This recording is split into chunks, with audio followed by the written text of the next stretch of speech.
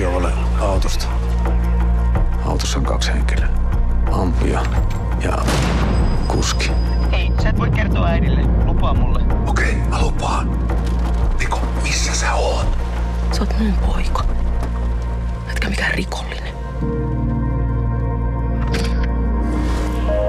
Kuka? Miksi? Miten? On se Jape. Niin.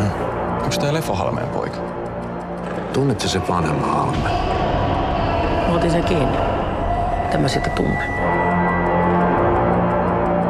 Mä olisin tehnyt mitä vaan sun eteen. Mitä vaan. Sä et ole kirjoittanut pitkään aikaa. Kertoo isistä ja pojista.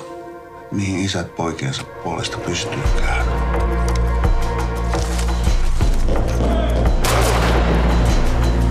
Jos sä saat tietää, mitä tapahtuu, niin sä et joudu vankilaan.